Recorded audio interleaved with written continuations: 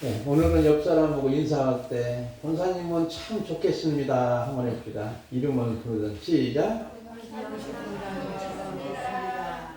네, 우리 권사님 손녀딸 결혼하는 거 참 좋겠습니다. 이런 식으로 여러분 오늘 말씀이 연결된 말씀입니다. 여러분들이 심령이 가난한 자는 복이 나니 천국이 저희 것이며 할 때 보통 우리들은 복받는 비결로 이렇게 생각하는데 이미 우리는 당신은 참 좋겠습니다. 당신은 행복한 사람입니다. 이런 의미가 있습니다. 왜 그러냐? 당신은 마음이 가난하기 때문에. 마음이 가난해야만 하나님이 임재가 임하는 것이죠. 이미 우리는 복을 받은 존재인 줄 믿습니다. 이제 팔복의 말씀을 8번을 거쳐서 말씀을 하려고 합니다. 그리고 마지막에 8번째 복을 말씀하고 시험을 옵니다. 너무나 쉬운 시험이에요. 이 시험은 8가지 복을 암송하는 겁니다. 자신 있지요? 대답 없으시네. 우리 고난이 자신 있지요? 신명이 가는 자는 복이 난 천국이 저희 것이며 애통하는 자는 복이 난 저에게 유랑을 받을 것이요. 주일마다 8번 정도는 교동문을 악순되고. 근데 그때 가면 딱 잊어버려요. 그때 가면 잊어버려요? 그렇게 해서 과연 이 복이 무엇인가? 동양사상에서 오복이라는 게 있습니다. 오복을 아시는 분 있어요? 혹시? 오래 사는 것, 오래 사는 거잖아요. 그 다음에 부자로 사는 거, 강령, 건강한 거. 그 다음에 유도, 남에게 덕을 끼치고. 마지막에는 고종명이 있습니다. 무슨 뜻일까요? 고종명. 오래 사는 게 명대로 살다가 명대로 죽는 거예요. 명대로 살다가 명대로 죽는 것이라 이렇게 해서 동양 사상에 오복이 있습니다. 근데 성경에는 팔복이 있어요. 그러면 이 팔복이 개별적으로 오는 복이 아니라 다 연결되고 통으로 오는 거예요. 쉽게 말하면 이 말씀은 수양을 쌓아가지고 너 복을 받기를 원하느냐, 대장동 복을 받기를 원하느냐, 그것이 아니고 대인관계 또는 대신관계를 얘기하는 거예요. 그래서 이 복은 바로 쉽게 말하면 아까 말씀드린 것처럼 원어로 보니까 아슈레 넣습니다. 이미 복을 받은 것을 의미하고 그래서 성도는 이미 복이 있는 자로 살아가고 있는 거예요. 그래서 복을 비우는 차원이 아니고 당신은 참 좋겠습니다 하는 의미지요. 그래서 원문에 그대로 직역하면은 너는 참 좋겠다. 심령이 가난하니 이런 뜻이에요. 그래서 우리 권사님 인사하자는 권사님은 참 좋겠습니다.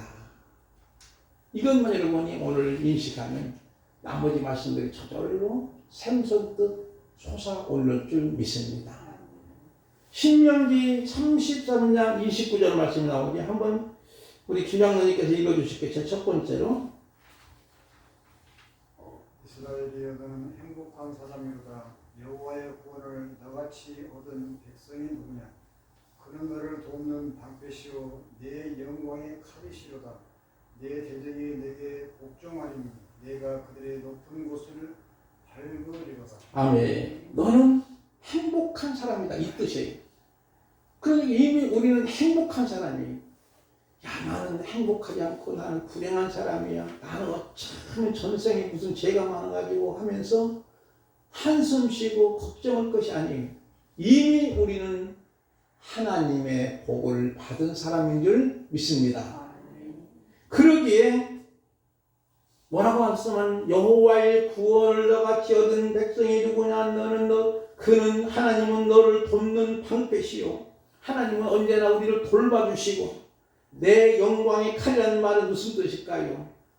일반적인 세상의 칼이 아니고 영광의 칼은 바로 영광을 얻을 수 있는 지혜예요. 그리고 내 대적이 내게 복종한다는 거지요. 대적자 보는 거예요. 내가 그들의 높은 곳을 밟을 수도 있는 거예요. 이런 의미로 너는 행복한 사람이라. 그러므로 예수님이 하신 말씀에 팔복의 말씀을 듣는 청중은 그 당시에 통념적으로 볼 때는 어루둥절한 거예요. 모든 내용이 역설이기 때문이죠. 심령이 가난한 자 복이 있나니 사실상 상식적인 것 아니죠. 왜냐하면 예수님 당시에 가난한 자들은 저주를 받은 자로 여겼기 때문이지요. 사회적 통념상 세리, 가난한 자, 고아와 과부 또는 어린아이들 사회로부터 버림받은 자로 여겨서 인구 조사의 숫자에도 들어가지 못했고 심지어는 죄인 취급을 당합니다. 그런데 예수님은 산상수훈에서 제일 먼저 심령이 가난한 자는 복이 있다는 말은 이미 복을 받은 자라고 하는 역설 중에 역설이지. 예수님은 이러한 사람들과 언제나 친밀한 관계를 갖고자 합니다. 지난번에 한번 말씀드린 것처럼 세리장 삭개오를 만나는 것도 그 당시에 사회적으로는 야, 이 사람은 완전히 죄인이야, 내공노야. 그런데도 그 사람과 같이 식사를 하는. 여러분이 그 당시에 식사를 같이 하는 것은 어떤 의미냐? 우리는 한 가족이야, 한 공동체야, 우리는 하나야 하는 의미예요. 그러면 예수님과 지금 세리장 삭개와 같이 식사를 나누고 그들과 같이 식탁을 나누는 것은 예수님과 같이 한 가족이고 하나라고 하는 의미인데, 그런데 그 당시에 유대인 사회에서는 세리나 가난한 자, 고아나 과부 이런 사람들은 사람 취급을 받지 않는 상황이에요. 그러기에 그 당시 사람들은 가난한 사람이 무슨 복이 있어? 저 사람들은 저주받은 사람이야. 저 사람들은 사람 취급에 들어가지도 않는 사람이야. 이 정도로의 생각하는 상황인데, 그렇지만 예수님은 오히려 건강한 자에게는 의원이 쓸데없고 병든 자에게 필요하다. 내가 온 것은 의인을 부르는 것이 아니요 죄인을 부르러 온 것이라 이렇게 말씀합니다. 팔복의 내용이 전부 천국이 저희 것이며 3절과 10절 보면 천국에서 시작해서 천국으로 마치게 됩니다. 그러면서 10절 말씀 보면은 이제 마지막 가서 생각할 말씀인데 8번째 우리 김 목사님이 한번 읽어주실까요? 간단하니까. 우리를 위하여 박해를 받는 자는 복이 있나니 천국이 그들의 것입니다. 보세요. 천국으로 마치자니.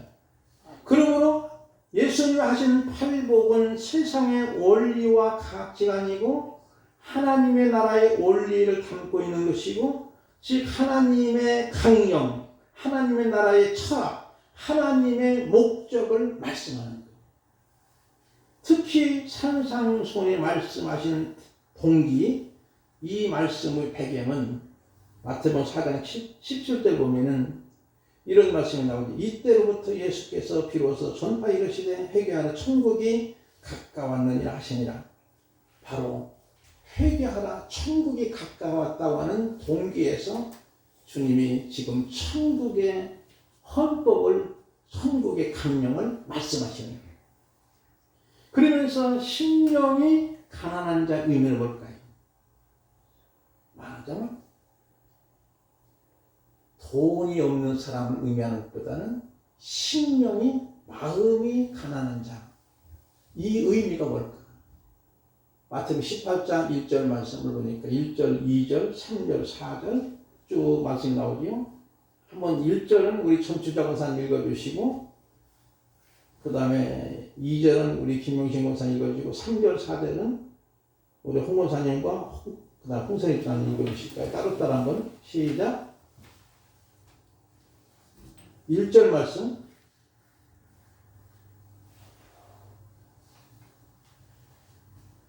한산장에 갔다 오셨나 보군요.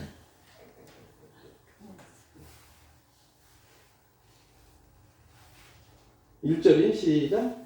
이하에서 김영희 권사 읽어주시면서. 예. 그때 제자들이 예수께 나와 이르되 천국에서는 누가 크니까 예수께서 한 어린 아이를 불러 그들 가운데 세우시고 이르시되 거기까지만 읽으시고 3절은 홍문사님 읽어주시고 이르시되 진실로 너희에게 이르노니 너희가 돌이켜 어린 아이들과 같이 되지 아니하면 결단코 천국에 들어가지 못하리라.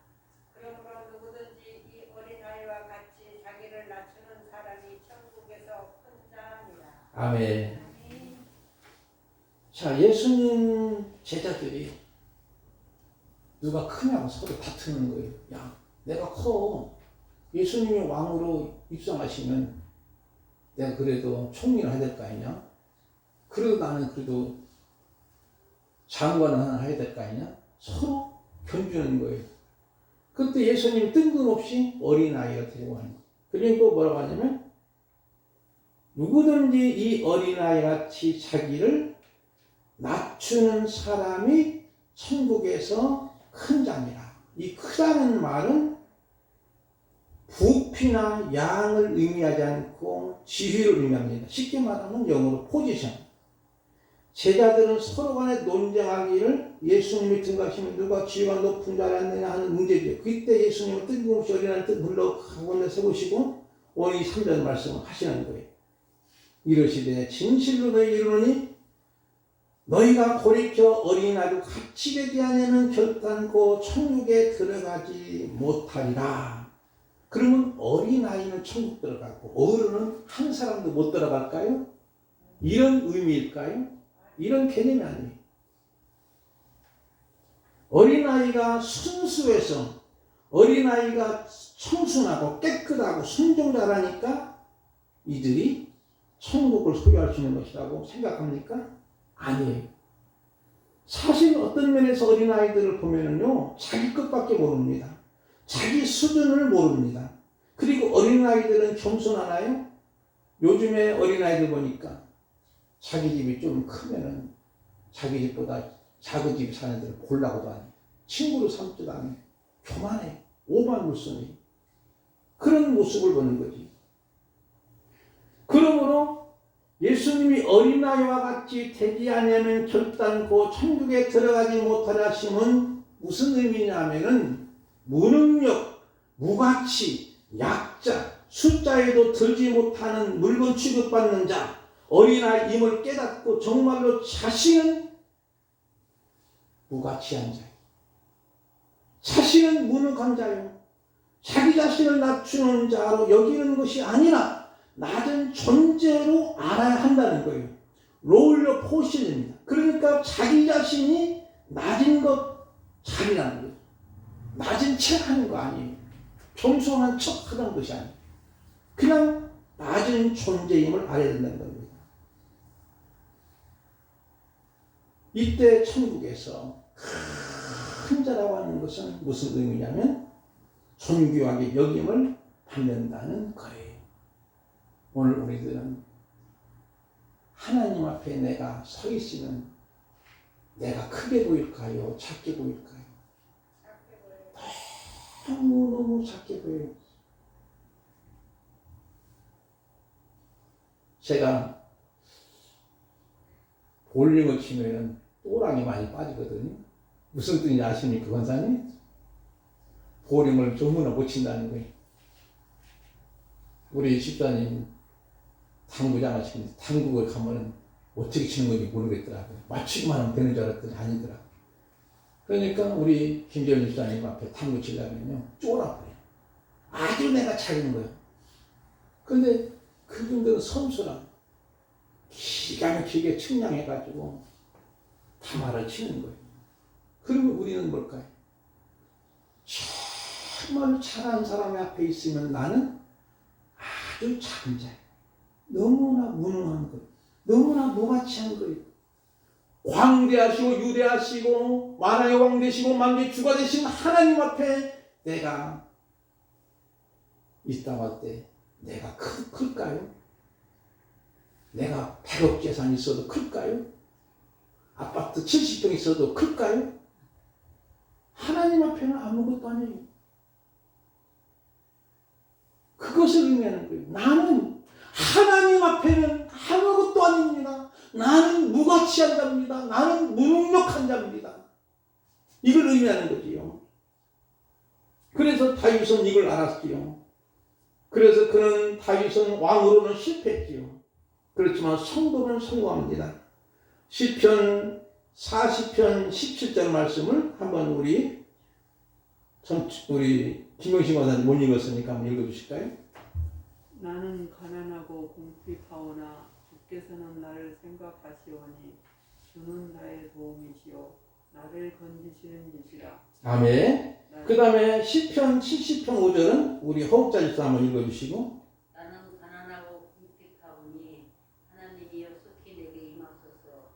주는 나의 도움이시오 나를 건지시는 이시오니 여호와의 지체하지 마소서. 아멘. 감사합니다. 이 두 말씀 속에서 나는 가난하고 궁핍하오니 하는 것이 다윗의 왕이 한 거예요. 그러면 다윗이 너무너무 배가 고프고 돈도 없고 뭐 양식도 없는 그러한 물질적인 가난을 의미할까요? 어떤 가난일까요?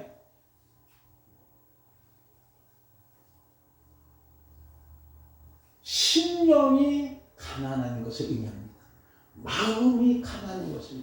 다윗은 왕이기 때문에 물질적인 면은 풍성했어요.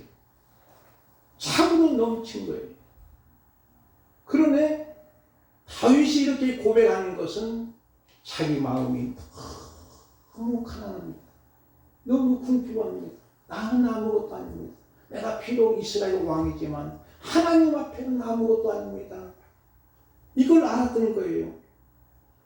그러므로 다윗이 가난하고 궁핍한 물질적인 가난을 의미하지 않고 그의 심령을 의미합니다. 우리 인간은 모두가 예레미야 19장 9절 말씀처럼 만물보다 거짓되고 심히 부패한 것은 마음이라 누가 너희 이를 알리오하는. 쉽게 말하면 우리 마음이 너무나 거짓되고 부패하다는 거예요. 내가 정말 선한 사람이야. 난 착한 사람이야. 난 옳은 사람이야. 말은 하지만 실제는 모두가 하나님 앞에 다 무가치한 거예요. 부패한 거예요. 그래서 우리는 주님의 은혜와 공로가 아니면 하나님께 한 발짝도 또 가지 못합니다. 심령이 가난할 때 내가 오늘 사는 것도 당연한 것이 아니라 하나님의 은혜임을 알게 됩니다. 오늘 아침밤 맛있게 먹음도 하나님의 은혜인 줄 믿습니다. 전적으로 하나님의 은혜입니다. 주님의 은혜를 알게 됩니다. 모든 것이 당연한 것이 아니라 하나님의 은혜입니다. 은혜인 줄 아는 것이 심령이 가난한 입니다. 심령이 가난한 자, 주님 은혜 없이 살 수 없는 존재임을 자각하는 자입니다. 고린도전서 15장 9절 이하의 말씀 모릅니까? 이 말씀을 누가 읽어주실까요? 한번 시작.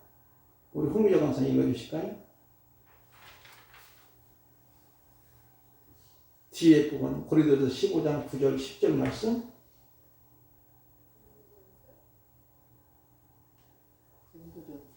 고린도전서 15장 9절 10절 뒷부분 있잖아요. 없는데. 없어요? 잘못했나? 예, 죄송합니다. 이 말씀을 제가 읽어드릴게요. 너무나 소중한 말씀입니다.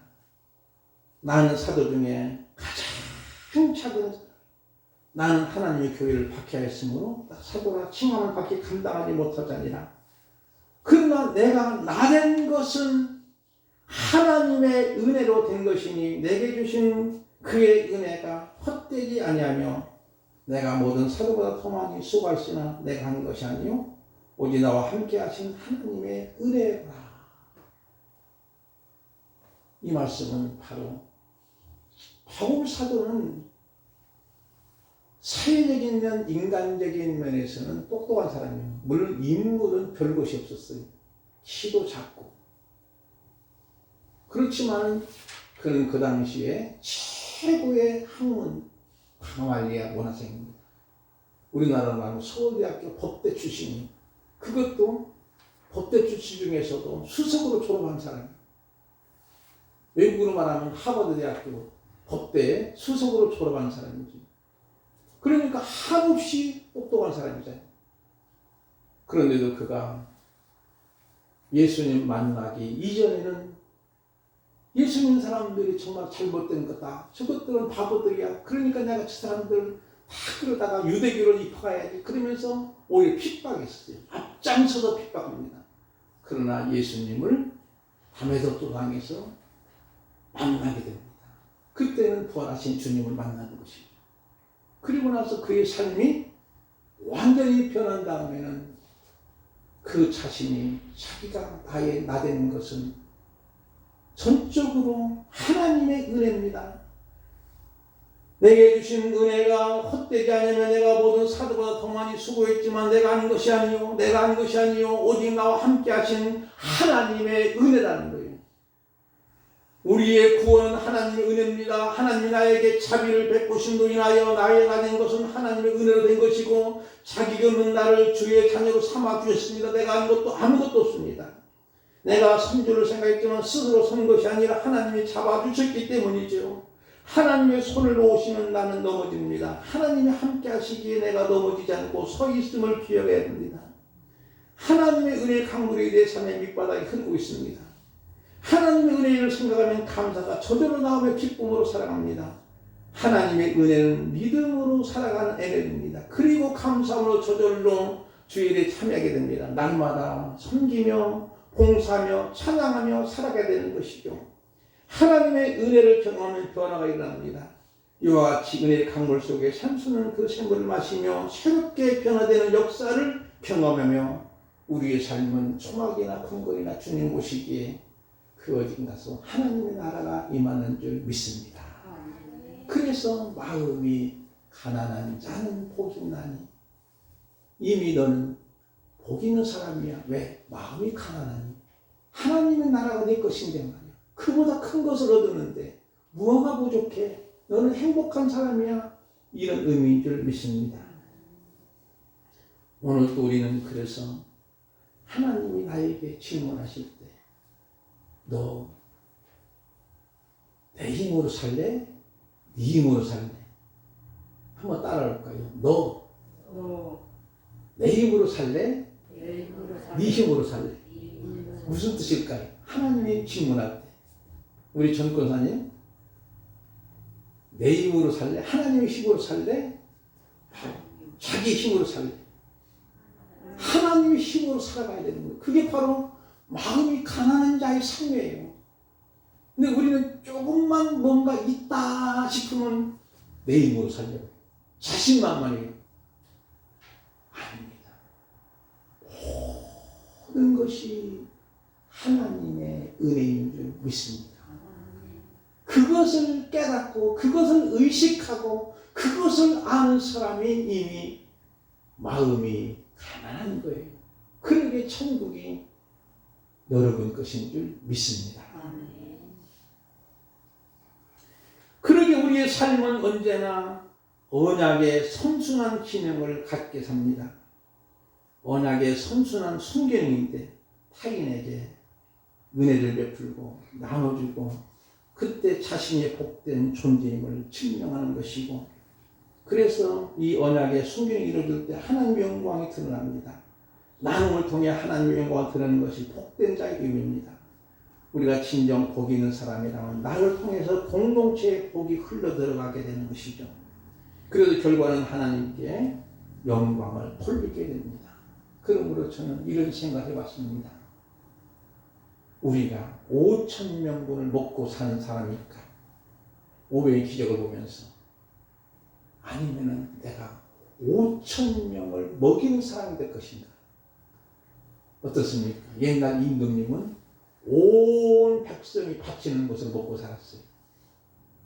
만약에 대통령이 온 5천만 국민이 바치는 것 세금만 가지고 먹고 살려면 안 되잖아요. 오히려 5천만 모든 국민이 편안하게 먹고 살 수 있는 그러한 양식을 제공하는 사람이 진짜 대통령인 줄 믿습니다. 우리도 마찬가지예요. 내가 5,000명분을 먹고 사는 것이 아니에요. 5,000명을 먹여 살릴 수 있는 저와 여러분의 삶이 되기를 바랍니다. 아멘. 이게 바로 심령이 마음이 가난한 자의 삶이고 천국을 소유하는 사람의 삶이라고 보아지는 것이죠. 심령이 가난한 자는 다시 오실 주님을 언제나 간절히 기다립니다. 우리는 다시 오실 주님을 기다리는 언약의 백성입니다. 주님의 신보로서 기름 준비하고 오늘 밤에도 오시면 맞이할 준비하기 바랍니다. 마지막으로 드릴 말씀은 다시금 복습하면서 자신을 낮은 자로 인식하는 거예요. 지금 낮은 존재예요. 아까 말씀드린 것처럼 하나님 앞에 내가 정말 너무나 작게 보이잖아요. 그건 안 해야 되는데 자기는 크다고 말해요. 이게 하면 천국은 절대 갈 수가 없는 거예요. 자신이 예수님의 보혈로 공로로 세워진 존재를 아는 거예요. 바로 모든 것이 주님의 은혜임을 철저히 인식할 때에 우리의 삶은 언제나 천국의 삶이 되는 줄 믿습니다. 아멘. 기도하겠습니다. 우리 기도하기에 일어서면서 찬송 부르고 우리 기도하는 시간을 갖겠습니다.